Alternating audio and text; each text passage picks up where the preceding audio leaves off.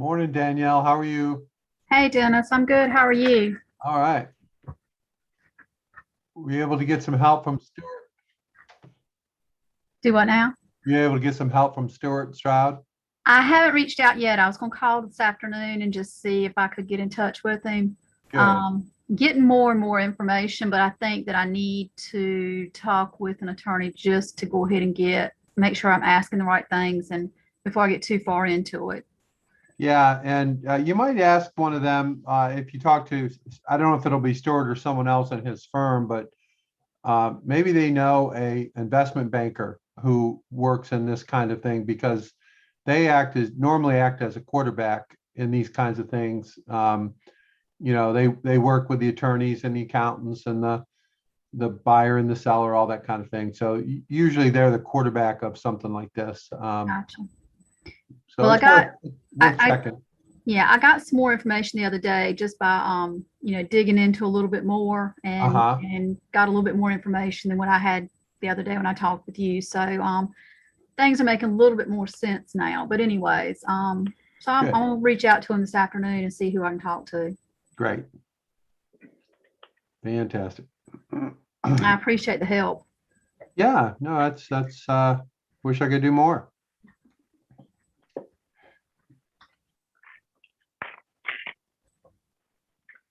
Hey Tom, how you doing today? Good, Dennis. How are you doing? So far so good. Good. You're not going to the amusement park today, are you? No, I've been working on my Amazon listing. When I originally uploaded my plunger in the description, I mentioned I had the word germ in there, and I guess they use AI to review everything, and they came back and they closed out my listing because they said it they were classifying as it a pesticide, and I wasn't licensed. Oh, too So now funny. I'm having to go back through and navigate all that again. Uh, yeah, gotta love AI, right? Yeah, exactly. Jeez. I mean, it's great in certain applications, but Yeah. Well, I mean, can you imagine them how they keep track of all that stuff? It's just mind blowing, really. no, I can't. They definitely need that type of technology to be able to bring on all these new users and go through all those things. And I know that they have a problem with counterfeit products. There are people who post up on Amazon that it's not the legitimate product and they try to hoodwink you. And I think that's a real problem that they've been trying to figure out how to handle. Yeah, that was one of the things I had to. You don't have to, but one of the things they recommend is you quote unquote register your product.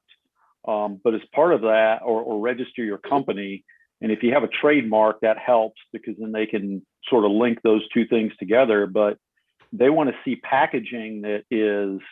They don't want to see any adhesive labels on packaging. It needs to be like printed, where it's printed corrugate or printed bags or that type of thing, because I think that's how they're trying to circumvent that, or minimize the amount of counterfeiting going on. So Yeah, I think they're working on it. I don't know that it's optimized yet. It seems like somebody who wants to get around the system can always figure out a way.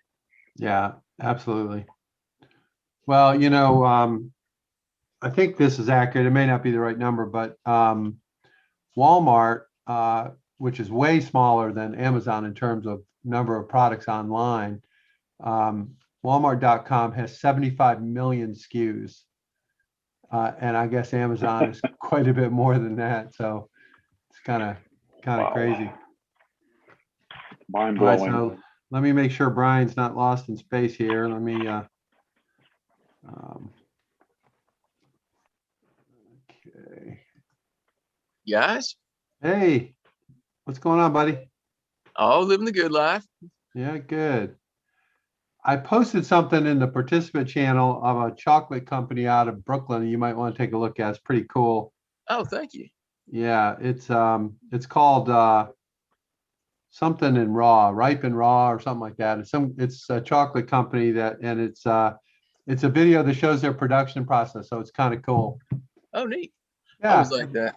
I think you'll No, like it. It looks like whatever Willy Wonka type of deal. All right, I think Brian is logging in with any luck. And Hey, hey, Dennis. Brian, How are you? I'm good. How are you? I'm very good. Fantastic. I like your hat, buddy. Thank you, man. All right. Okay, everybody. I'd like to introduce a badass rugby player and a good guy, Brian Rainey, who is the CEO of Gooten, Gitchy Gooten, right?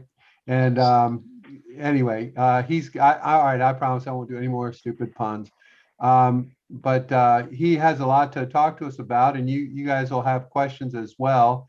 Gooten is I consider the class of the print-on-demand marketplace, and Brian is going to enlighten us all about kind of what's involved in that whole space and how we might think about it. So Brian, please fire away.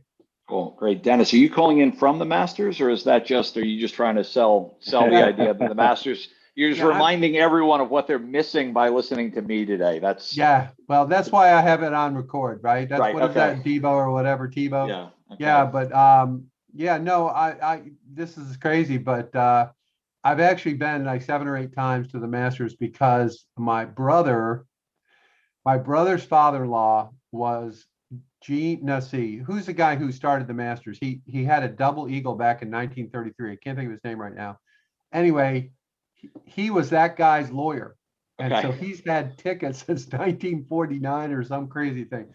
And my brother, whenever he couldn't go, he let me go. So it was really a great thing. So it's me just pining away, wishing I was there. That's all. Wow. Okay. That makes 2 of us. All right. Good afternoon, I assume, for everybody. This is 1 o'clock. The future. Well, if everybody's calling from North Carolina. The distributed work component of where everything's gone over the past year has made it a lot more difficult to understand between the hours of noon and 3 p.m. on the East Coast, whether it's morning or afternoon for other people. So I'll just say generally hello. Brian Rainey. I'm the CEO of Gooten. We'll go through. We are an on-demand manufacturing company. We're a technology company that links into on-demand manufacturing on a broadly global basis with a focus in the United States. I bring that up to start only because we do everything on demand here, including creation of presentations. So we're all going to be going through this presentation together for the first time. So where there's going to be some kind of awkward jumps between different sections here, bear with me. I can opine on kind of anything here. But also feel free to jump in. Dennis, can I grab the screen share ability from you? Yes, sir. Sorry, I'm supposed to do that, and I choked. Problem. So here Not you go. a problem. Not a problem. You got it. All right, fantastic. So if you can see my yes. All right, fantastic. So again, this is this is an amalgamation of a couple of different presentations here, but I think I can at least speak to most of this. So to start, we were founded in 2015. We are a on-demand software platform that allows for people to connect their storefronts, whether they're on Shopify, Etsy, WooCommerce, as of yesterday, BigCommerce, which is fantastic, built on the back of an underlying microservices API delivery that allows for content and connections to be made on the e-commerce side without having to set up your own supply chain, without having to set up your own contracts, really sort of simplifying it. There's a few different companies in this industry that are doing it. The other largest one is probably Printful, but there are 2 different approaches. Printful owns the underlying hardware, so they own the equipment and the people that are necessary to actually deliver the underlying items. We are purely software, and we believe that working with the best manufacturers in the country, you actually get something better. Manufacturers focus on what makes them great. We focus on technology. The sort of combination of the 2 is there. We've got 100 employees at this point. We processed 2.1 million orders last year. We have a large amount of manufacturing partners and routing locations. We'll go through sort of what this means, but the underlying idea is through a single integration, you can connect 160 products. We've got 130 here. It just sort of depends on how you class them out with your items. And once an item is sold, we effectively take care of everything on the back. Drop shipping is another term for what we're doing. The difference between drop shipping And what we're doing, sorry. Okay, got through that sneeze. Is we're also producing the item at the time the order comes in. A drop shipper is pulling it out of inventory. The major difference between drop shipping and manufacturing on demand is there's no networking capital necessary to be able to sort of drive this forward. That you don't have to commit to 100 units of inventory to then be able to drop ship it. You can actually, that item is produced on demand. That adds around 2 days to 2.8 production days on average, which varies based on the underlying item that's being sold.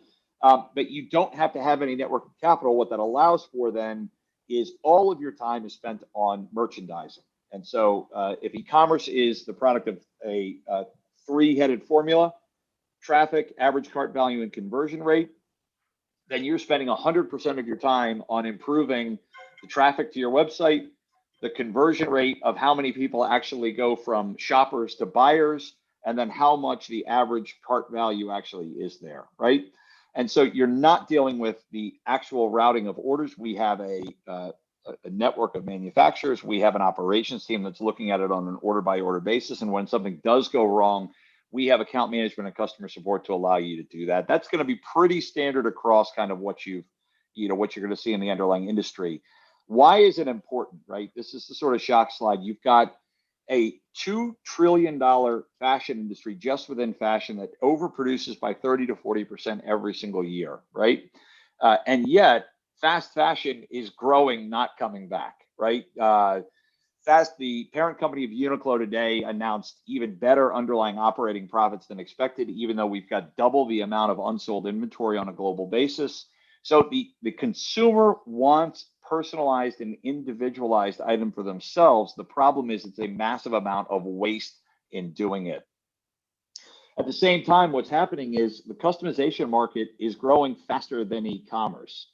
And so as a quick story on this, when e-commerce went from 15% to 25% effectively overnight in April of 2020, our business went completely vertical because there was no other way to actually source items. It is the way to very quickly respond to consumer trends.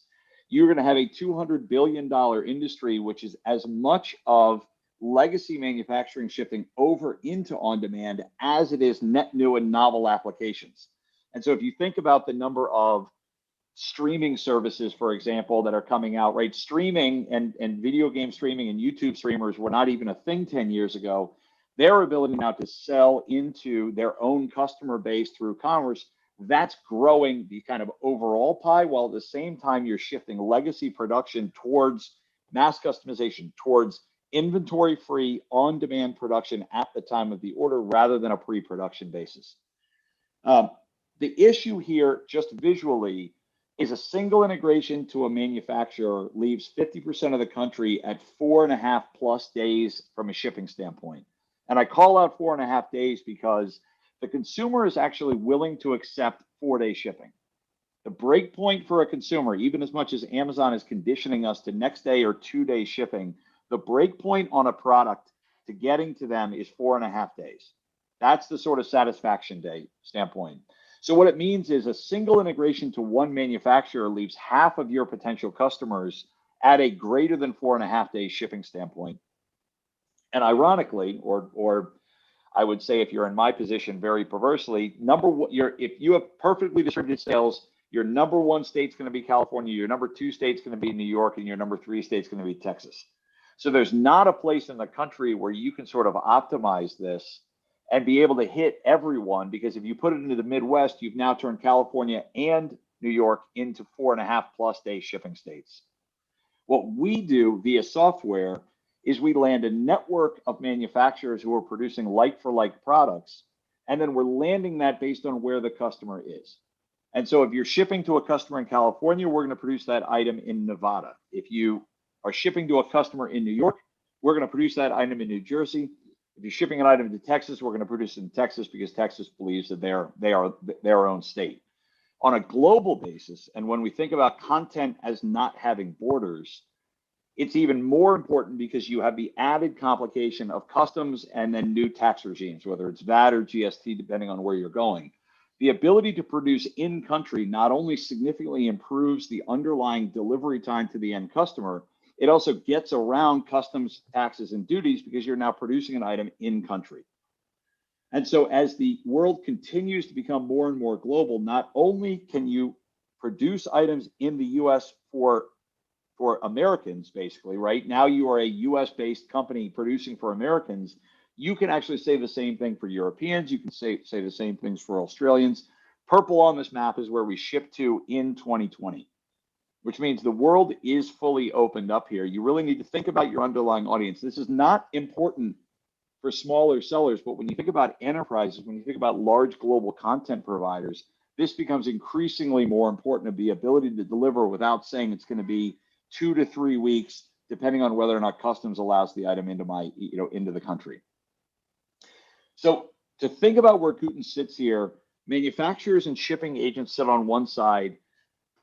Merchant partners, whether they're coming in, as I said, through the online shopping commerce enablement site, Shopify being the biggest one, we're handling the go-between between those. We're landing these items with the right manufacturer based on the underlying order information, and then passing that information back. And so really allowing our merchants to sit on one side of the transaction, again, to focus on product creation and product marketing and audience building, and not have to worry about everything else. That's where the Gooten software platform sits. To give even a further kind of representation of this, how do we pick our manufacturing partners? Quality, delivery, and cost. The major difference here, that the value of a distributed network is the worst performing node within that network, right? And so if you're not deciding which manufacturer this is going to, then by having a low performing manufacturer, it brings down the entire manufacturing process. What we have then, and this is an apparel brand, we have multiple sites where this specific item could be produced. But when we think about this, we actually optimize this around about 5 manufacturing partners across 3 kind of owners. This becomes increasingly more important if you're trying to build a brand in which commerce is an extension of the brand itself. So think music and entertainment. Music and entertainment are increasingly reliant, especially after the last year, on commerce as a 360 way for them to monetize their brand. But because the commerce itself then is a representation of the brand itself, you cannot be delivering something in 7, 10, 14 days. Now you're actually bringing down the connection that your audience has with your brand. We have the same thing when we think about canvas wall art. We have the exact same sort of map here. This is this idea of the sort of distributed ability to say, how can I land this item as close to the customer as possible? As just to give you an idea of kind of where we play, right? Music and entertainment obviously is a pretty big kind of opportunity here. They understand the underlying product base that we have. They have an easily sort of monetizable likeness, right? What are the things that are kind of easily adaptable to print on demand? Think broadly the legacy royalty industry here. So if you own the rights to yourself, this is the example I use with Fanatics all the time. Fanatics is a major merchandiser that owns the global rights to Major League Baseball, the NFL, the NHL, the NBA, MLS, NASCAR. They've done an incredible job of getting those rights. They are taking money right now at a $14 billion valuation. They do nearly all of their items on-demand production. They are actually co-located in a few of our manufacturing centers. So one of the Gooten items comes off and an NFL item comes off a line right behind it. Is the value of merchandising worth $14 billion? Is the value in the actual underlying content? That's the major difference here. This is the idea that the distribution channel is no longer the store of value. That's where this is going. Within home decor, we have a Hey, Brian, yeah, Brian, let me just real quick. I thought that was a really important point that you made. So to our group, what Brian said was that the value that has traditionally been attributed to where you sell your product, what your distribution channel is, okay, in terms of, in the retail world, that Walmart, Target, et cetera, that's changing, and it's changing with this ability to make on demand and get it to the consumer really quickly. Is that right, Brian? Did I characterize that right? That's, I mean, just look at the state of American malls, right? Yeah. Malls are going to, over the next 5 years, primarily turn into last mile distribution centers. That is Yeah. where almost all, like Simon, the largest mall operator in the country, is going to start turning pretty much everything but the experiential pieces of malls, which is movie theaters, restaurants, or sort of dining. Anything other than that, it's going to turn into a the majority of the United States malls are going to turn into distribution centers, because you no longer have to have a buyer selecting what the customer wants. That is the major underlying difference here. Great. And so the value goes to the content creator when the distribution channel is no longer the access point between creator and audience. That's the major difference here. That's what's happening. That's happened in other industries as well. That's happening now in commerce. Fantastic. Thank you, Brian. Cool. So again, just to give you an idea of products here, home decor is a big one. Shower curtains 2 years ago was our largest selling product by gross dollar volume. Don't ask me why. I didn't even know there were that many showers in the United States. Pillows, blankets, wall art, home decor. This is a major sort of category here. This is the sort of, broadly think about the Etsy kind of client where you're sort of designing the home on a very customized way. I don't know why we own the pets and baby space. If you're customizing anything for your pet or your baby, it's probably going through us. I think it's because of the connection that people feel towards their pets. It's also the sort of market size of the baby. The idea also that this is fundamentally allows itself to lean into customization. I want something that relates to my pet or my child, I think is one of the big reasons. Personalized gifts and weddings obviously is one of them as well, right? The entire wedding industry by definition is personalized. Because Olivia and Logan are probably not your first and last names, which means you're really not producing these kind of ever. And there's also a natural extension from pre-wedding, day of wedding, and after wedding that lends to personalization. And finally, where this is really going is this idea of extending content and extending commerce in the same way that digitization and personalization with the online marketing journey has gone. So if you think about ads targeting you based on your history of shopping, now I can actually have the commerce be in real time customized for you, right? The fashion industry will be one of the largest industries to start taking up and truly differentiating what it means for on-demand production in ways that we're really not seeing that much. I use the example regularly of the 2019 Washington Nationals won the World Series. I'm not sure how many people realize the full year 162 game World Series champions are still the Washington Nationals. Anybody can win a 60 game season, taking nothing away from the Dodgers, but it's 162 games where it really matters. I could buy a World Series champion Washington Nationals hat the day after they won the World Series, and it would have gotten to me in 4 days. Now, how is that possible when no one could have possibly thought that the Washington Nationals were going to win the World Series?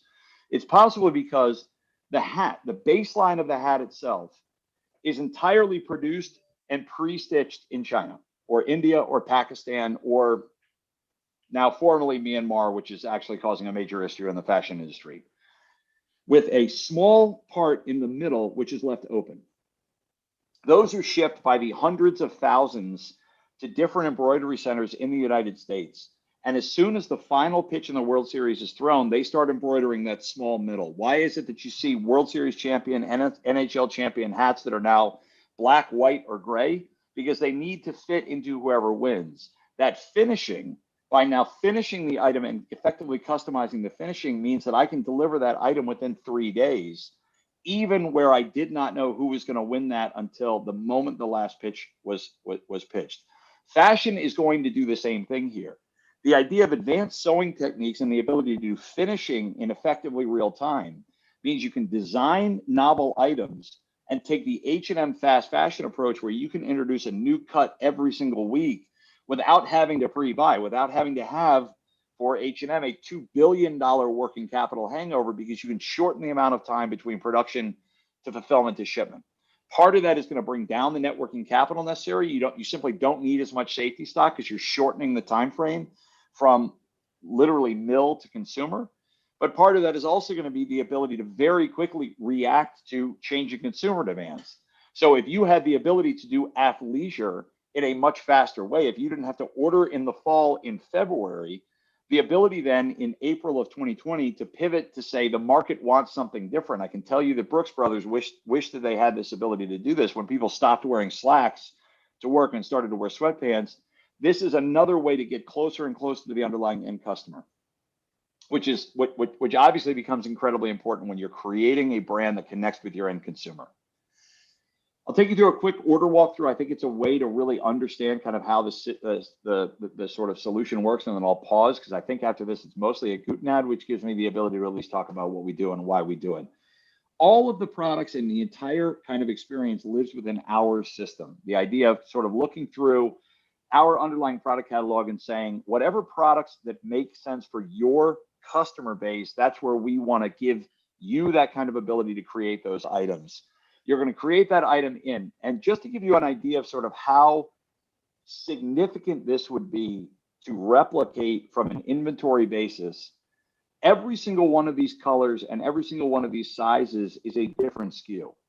And so if you create and sell 100 items, but you get 100 orders for small and you have stocked medium, large, and extra large, you now are out of stock on 100 orders and you're overstock on 100 more. You actually duplicate the underlying problem. That's why we use apparel always in the kind of underlying example here, because with 130 products, we still have 15,000 SKUs because a small, a medium, and a large do not match your customer needs, even if you have it there. You set the underlying price, which gives you effectively complete knowledge of how much that is worth. Right? So you know exactly how much you're going to profit. The order price changes because an extra large or a double extra large is kind of a different price here, but you're setting it for the customer on a single price basis.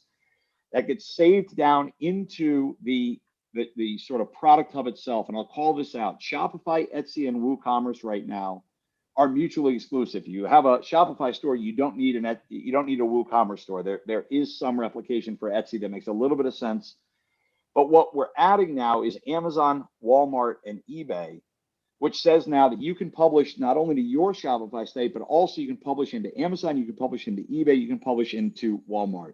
The benefit for those sites, obviously, is an eBay shopper is an eBay shopper, not necessarily a shopper who's going to land on your Shopify site. So while you're paying eBay, you're paying Amazon, you're paying Walmart their VIG, right? Their take on the underlying transaction. Amazon charges 15 to 20% of the underlying transaction. You're creating a transaction you otherwise would not have gotten because that is a shopping ecosystem that they've created. Your ability to have a second or third sale, now that I've ingested the customer order email address and the end customer address to be able to fulfill that item, now you can actually build and almost utilize this type of a program as a customer CRM or customer acquisition. That's a bit more long-term. Now you're going to publish this up. So here our client is Merch Bar. They published up the Pink Floyd t-shirt. It's $24.95. They have now every color available. They have all of the sizes and they have zero working capital, right? They have not spent $1 on this item. So if this shirt never sells, Merch Bar is out the time to create the shirt, and that's it. That's all that they are out from. When that order comes in, it comes back into the Gooten manufacturing network. Now, I'm showing you an admin view here. We don't see kind of everything here. But this item is going to Saginaw, Michigan, which means we're going to route it to our partner in Milwaukee, which means this item is going to take effectively a day to ship. It's going to be a next day ship, even though you're paying standard shipping $3.99, right? That's where the real value comes in, is to be able to offer what is effectively expedited or almost overnight service at a standard shipping price. We feed through then to the underlying manufacturer all of the information that's needed. They have the exact shirt, they have the size, they have the brand, they have the logo, right? Or they have the artwork that's going to come through. We also fix here the underlying item cost so that your shipping cost of $3.99 is flat versus an estimated amount of shipping for us, right? Now, the most interesting piece of this, as I think about it, is this partner profit, right? Merch Bar in this scenario makes the $14.05, which is the difference between the customer cost of $28 and the cost to them of $14. They make $14 with zero cost to them. We obviously work to lower these prices as much as we possibly can, but the ability to extend this to 1405, or what is about 50% of the underlying order value. To give you an idea of what traditional royalty partners provide, right? Fanatics for Kevin Harvick makes 2.5% off of the retail value of any item sold with his likeness. Pink Floyd in this situation makes 50%. You can see the massive difference there of sort of the value of owning the underlying content and owning the underlying brand. Traditionally, royalties have been around 10% of the retail price. You're talking about 4 to 5 times that amount by controlling it yourself. I don't know what's next. Merchant pain point. So I'm going to pause here, Dennis, and just see if we've got any questions or anything that's going on. I'll sort of walk through why Gooten. I'll walk through sort of why we do what we do, and I'll kind of talk through where we see this underlying value. But I want to see if there's any questions right now, because I know I'm talking fairly quickly. Anybody? Could you talk a little bit about the products that so you have these different manufacturers across the U.S. And so if I was going to order a coffee cup, is it like the same coffee cup that's carried at each one of those? Do you guys prearrange that? What about quality control and those types of things? Sure. Tom, thank you for coffee mug, because it's one of the easiest ones. If you had asked me about a blanket, I would have had to flub it a little bit, but coffee mugs are a really easy one.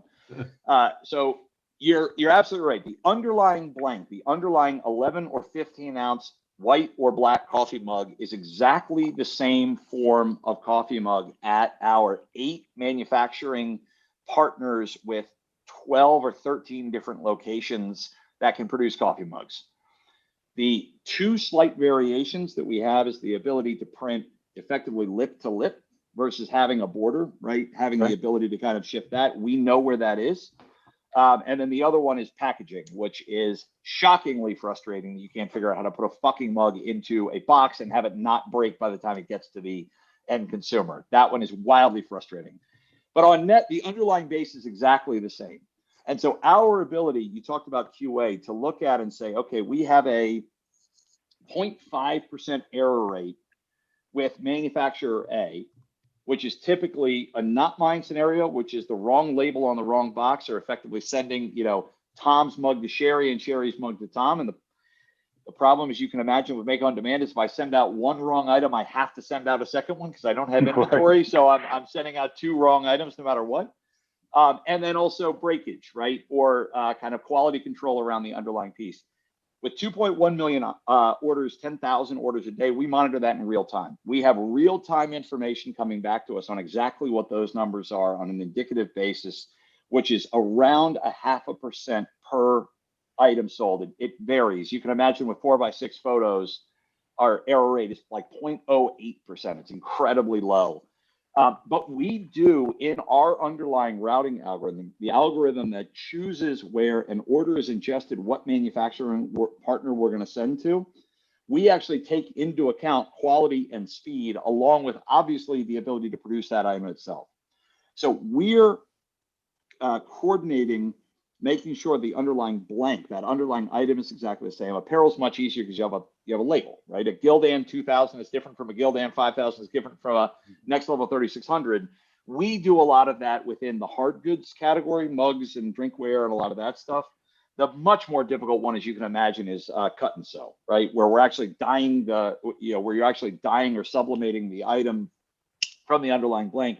We work it out in a lot of ways. It just makes it a little bit more difficult.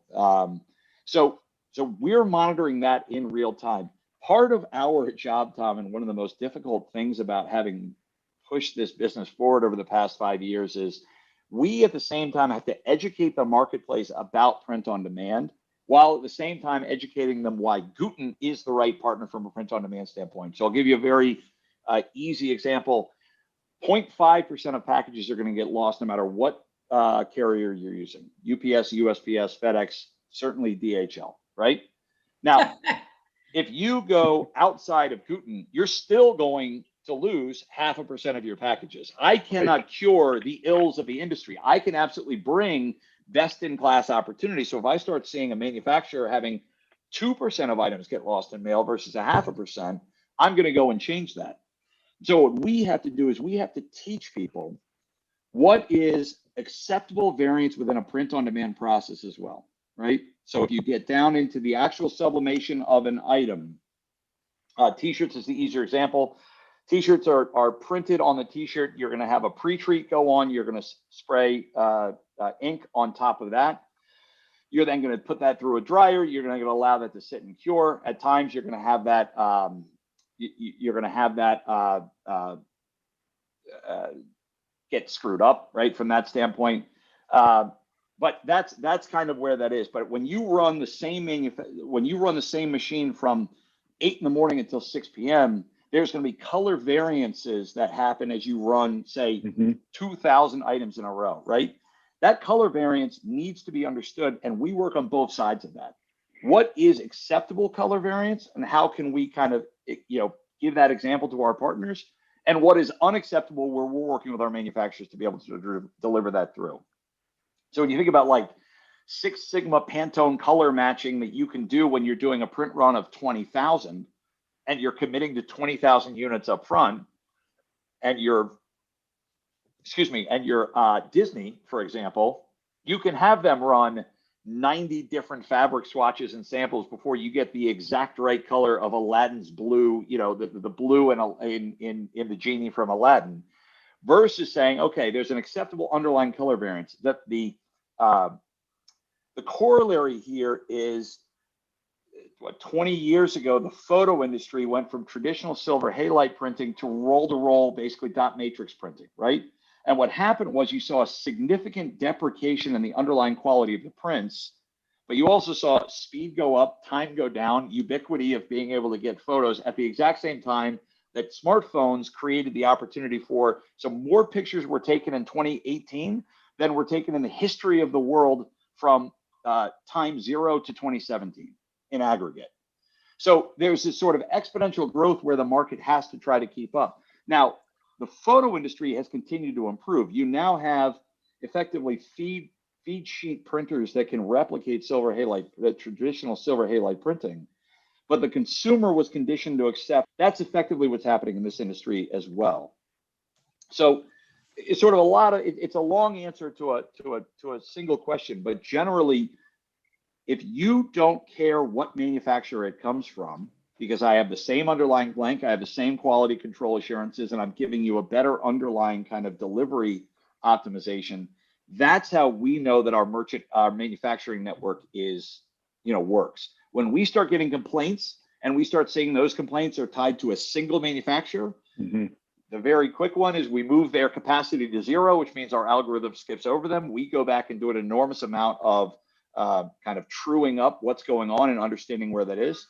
There's times where it's a single plant, like literally the shop manager for an 8-hour period could actually be the problem. We work with our manufacturer to try to be able to do that, right? The question around perishable products. That doesn't always work from a drop shipping standpoint. And I say doesn't always because I'm going to sort of define what perishable means. You can actually do print on demand Oreos. Now, there's a lot of issues with print on demand Oreos in my mind because you're possibly eating them. Perishable products generally don't work. What you're going to do from a perishable product standpoint is that's much more of a historical data play than anything else, or a group buying situation where a single merchant can't commit to 10,000 units, but an aggregation of 10,000 sellers selling the same perishable items, you can have some sort of a centralized warehouse. That's the Sirius XM model, right? Where you may not have in a single metropolitan market, you may not have the enough people to create a dedicated reggae channel. But if you now effectively expand the size of your metro market, you can create a dedicated reggae channel and aggregate that together. That's really where perishable products are going to work. That's kind of the final frontier here, simply because the sort of value chain or the sort of length of time that it would take to get perishable products in, that the spoilage rate would simply be too high. That's the major issue with sort of thinking about perishable products versus the underlying blank, whether it's cotton or wood to create frames or the t-shirts themselves or whatever. Those can sit on a shelf as long as you want until that order comes in. I can't necessarily do that with a perishable product, even as you can use some of the underlying data, historical data that we use to predict how much raw material inventory that we need at any one time. Ryan, I'd like to ask you a question. Most of our companies are selling other than apparel, for example, but they use apparel to a limited degree, really to add to their brand or add to the experience. Do you have any thoughts or comments about using apparel or other branded items in a way to build your brand and awareness of your company? I mean, the way we talk about it a lot is we talk about it from a influencer, fan, and super fan concept, right? That 10% of your customers are driving, 10x the engagement than the other 90%. You have to understand what your audience and what your connection with your audience is.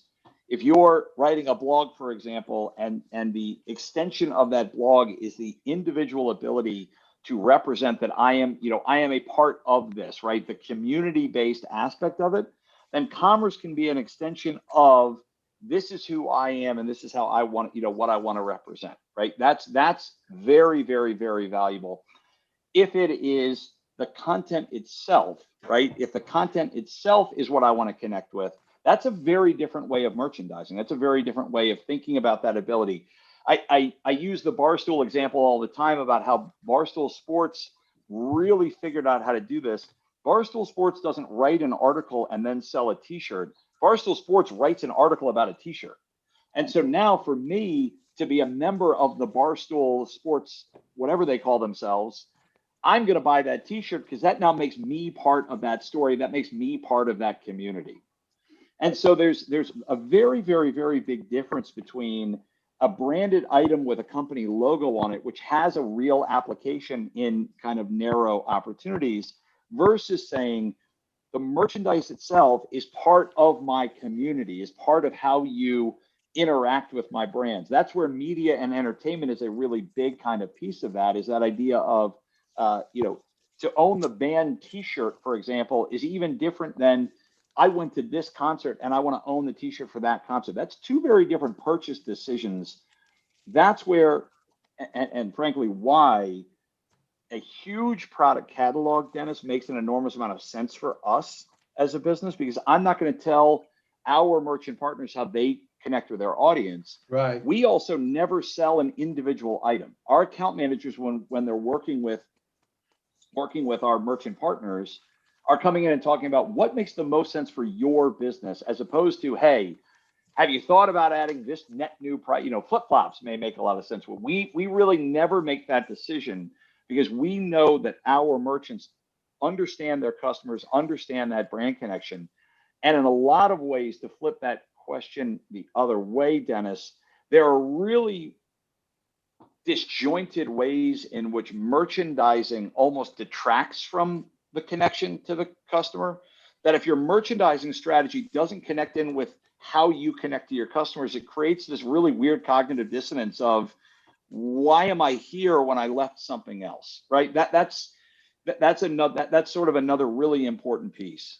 It's nuanced, but it's also why Gooten stops and ends where it does. We don't tell you how to connect with your underlying customers. You do that.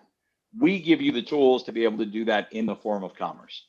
Yeah, and I think in our discussions with our group here, we have talked about the need to really develop content and engage with their audience beyond just, hey, buy my product. It's posts on things related to your product or service, or things going on in the community, but it's all an attempt to build a two-way relationship with your customers, and what you're doing fits in very well with that mentality.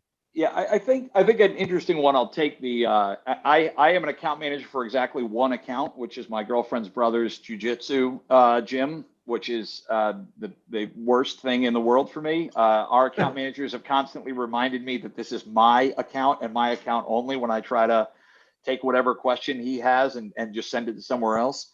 So the way he's thought about his audience is almost in two different ways. He creates items for the local Long Island jiu-jitsu community that trains at his gym, that allows them to show off that they're connected to his gym, right? Yeah. And so now, because I train at this jujitsu gym, I don't know what they're called, dojo, whatever it is, I have my merchandise and he doesn't have to carry, inventory to be able to do that. He doesn't have to, cart around sweatshirts or whatever. They just order it through the site. They get produced, they get shipped directly. What he's also done, though, is he's created an extension audience, which is jujitsu aficionados, if you will, or people who are in jujitsu who may not have the physical capability to train in his gym, but who identify within the jujitsu community. He's now monetizing those items as well and actually marketing those to people who would never otherwise join his gym. So he's taking the subscription gym service, which is the primary part of his model. He's adding merchandising for his existing audience, and then he's actually expanding that audience outside of what he could touch locally within the Long Island jiu-jitsu community and creating a jiu-jitsu brand that actually feeds back to giving his gym more cachet, which means he can continue to build an underlying follow from that standpoint. That's really cool. Right. And so that's the other way to really think about the audiences, of understanding where that audience is and how that works. Because interestingly, the jiu-jitsu themed merchandise that he has in a lot of ways doesn't fit the guys that are training his gym. Right. They want to have something that identifies them as training at his gym for the local community, where the extended community doesn't give a shit about some random jiu-jitsu gym in Long Island. But that same ethos and that idea of, we're a top gym from New York, and I'm going to get something that connects with my love of this sport, he can now expand that audience out. So he really does think about it in that way. Does he do it? Does he do like two separate websites? One that's related to his gym and then one related to the brand? No, because the other thing that he does two separate kind of marketing campaigns, right? When he's looking for lookalike audiences on Facebook, he targets Long Island residents for the jiu-jitsu gym retargeting, right? Yeah. And he targets people who like jiu-jitsu that are not in Long Island to the jiu-jitsu kind of pieces to match that audience as the entire New York Fire Department rolls by my window right now. So that's how he does it from a marketing standpoint. But again, his idea is credentializing his gym on a larger than Long Island basis gives it cachet. So for him, he wants that brand association for people who otherwise would never come in and train in his gym. Yeah, I really like that. I've got a question. Yep. Yeah, go ahead. If you're wanting, like, it's kind of on the lines like I want to do like a farming t-shirts, but not necessarily some of them for our farm that we use, and I want different ones. But like you're saying, for other customers that aren't necessarily around our farm area, but people like the farm life and that type kind of shirts. But when you're buying, is there a way to like buy for my employees certain shirts that we have without going through the whole profit, that we're kind of paying ourselves to do it? Or no. I mean, here's the nice part is, the Gooten price is the Gooten price is Gooten price. So Steven actually does do that pretty regularly. When he has a new start class, he knows exactly how many people are coming in. Part of his actual sign up is just what size shirt are you? And so he'll come in and he'll put an order in for 12 or 24, right? And there's break points, Sherry, where above 24, that's when you should think about looking at kind of what's the bulk order discount that I could get by going through a custom ink, right? Which is a very different kind of model. Even if the underlying shirt is exactly the same, the process they're going to produce is effectively exactly the same. Even the facility might be exactly the same, interestingly. And so, let me go back here and just show you the kind of example here. Let me figure out how to go back. Okay, there we go. Okay, look at me learning how a computer works. Fantastic. So this idea of storage, Sherry, that means that it's stored inside of Gooten. You have the ability to order it. We have a place an order button right here. So you never have to sell this through an individual website, right? You can place that order, have the shipping address be literally your address, and now you've got 5, 10, 15 shirts kind of on hand that you can sell kind of straight up and have those published up. That's exactly, so you're not paying Shopify, you're not going through an external website, you're literally just buying it through the kind of back end. we see that pretty regularly, right? We see that almost any time an order above 12 comes in. We only have about 1% of our orders are above 12. That's almost exactly the use case, which is I just want to have a couple on hand. I have an offline component to my storefront, or we had somebody who used to do like trade shows. So they would go to different horse.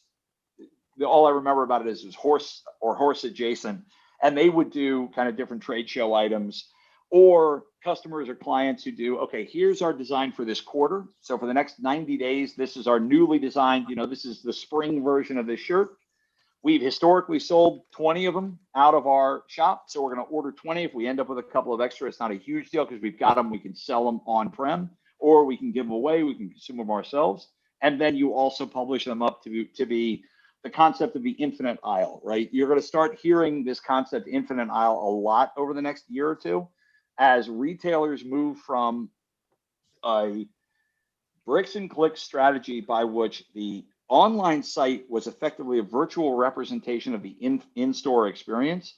What's going to start happening now more and more and more is the online site is going to be unique in itself. And you're actually going to start having merchandising decisions from online start to happen in store. So Sherry, if you posted a, something that started selling, even, a saying or whatever it is that you would kind of post up there, right? And you started seeing that take off online, you'd actually come in and say, hey, I want to get 12 or 24 of these and put them in, in our storefronts and have them on the farm for people to connect with us. Now you're allowing the infinite aisle to drive where you're going to come in and say, hey, this one's working out really well. But if you know the website, The Chive, we've talked to them about this a lot. What they used to do is they would do 15 designs. They'd go out to a subset of their users. They'd say, hey, of these 15 designs, which one do you guys like the most? They'd get votes or whatever. These are non-committal. You're not buying anything. They'd produce 300 units of 2 of them, and then they would never do anything with the other 13, even if, a subset of users wanted the other 13.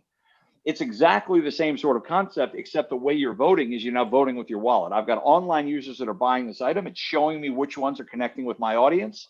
I'm going to then bring back my marketing, and I'm going to market more around those that are best sellers already. I'm going to bring those in store. I'm going to bring those, on-prem. You're allowing the infinite aisle online to drive what you're stocking in-house. Yeah. And I think also what I've had some luck with in the past, it's somewhat similar. If you do have people who are retailing your product, you're providing wholesale. Just imagine giving some of the people that work in that place your t-shirt to wear. They'll wear it if it's a nice design, nice t-shirt. So then you have brand ambassadors all over the place wearing your t-shirt or your hat or whatever. So that's another thing that I've seen work as well.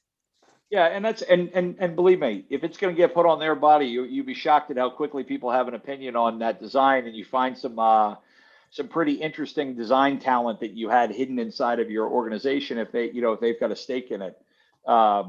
We see that pretty regularly. I can tell you at Gooten, because the really nice thing about working at Gooten is t-shirts now become, if you just put the word Gooten on it, now becomes business professional attire for this business, which is great. We get a hell of a lot of input on what the next drop of merch is going to look like for the Gooten team ourselves, which is pretty funny. But that's exactly right, Dennis. It's, you extend the underlying brand, but you really have to do it in a way that makes sense to the brand itself, right? Sherry, if you started, giving out golf polos and you had people walking around golf polos, that may be like I don't understand why I've got a golf polo with a farm, right? I mean, there is that idea of thinking about commerce as an extension of the underlying ethos and how you're connecting with your customers. That we see the successful partners that are deploying drop shipping or print on demand successfully. The extension of that is you can drop ship an enormous amount of products. There's a company called Oberlo that goes through Shopify that I think Shopify actually bought, which is just effectively a white labeled Alibaba. They make Alibaba easier to use. You can create a website. You can sell anything you want. You can sell bomber jackets. You can sell shoes. You can sell all sorts of stuff, right?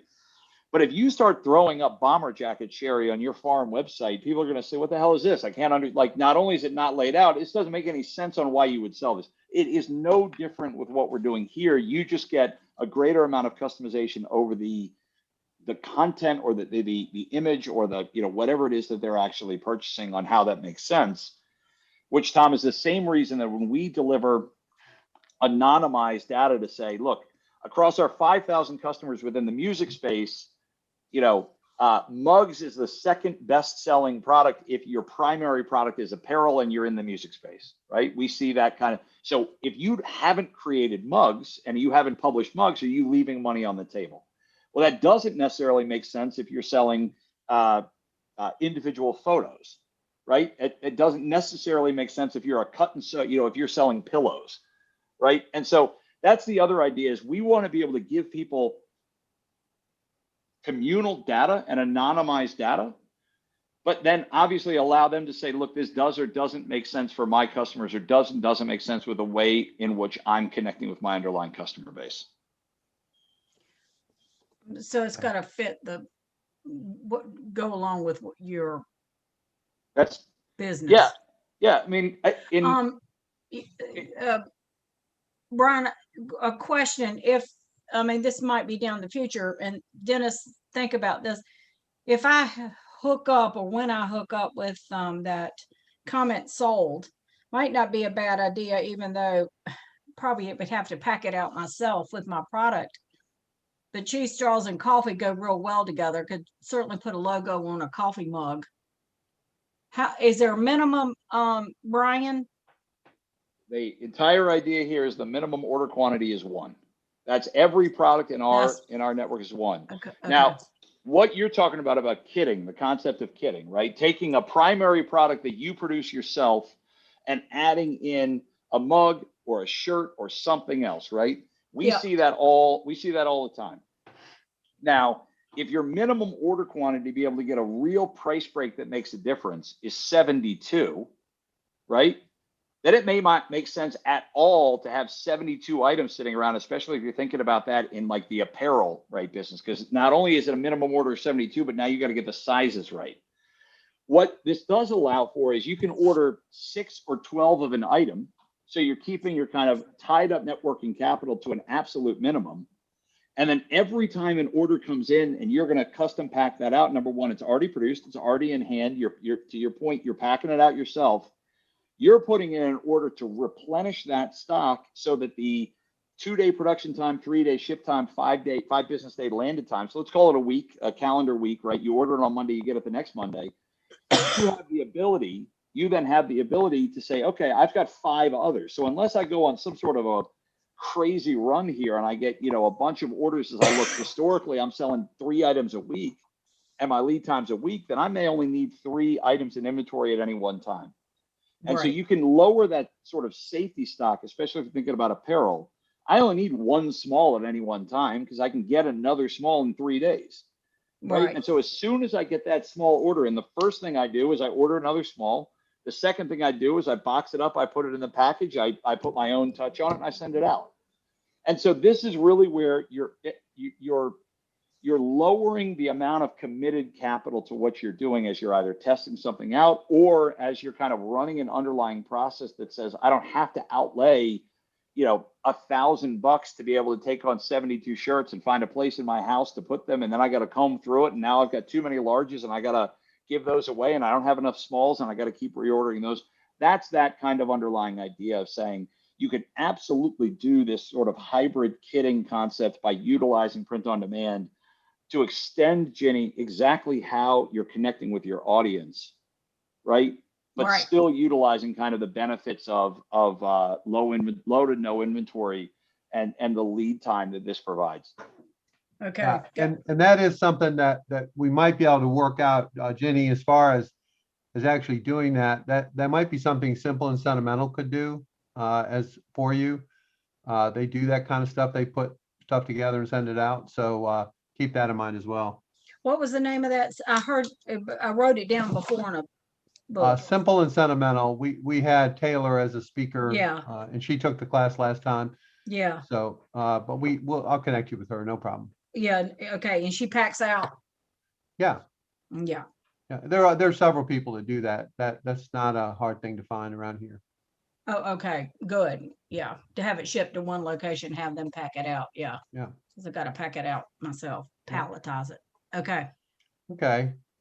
Well, do any other questions for Brian? We're kind of running out of time, so I want to be sure everybody gets their question asked if they have it. And we'll talk some more about integration, with various platforms. That's a separate subject, but I am glad Brian was able to come today and fill us in on kind of I love the infinite aisle. I think that's such a cool concept. I think that might be my first t-shirt order, Brian.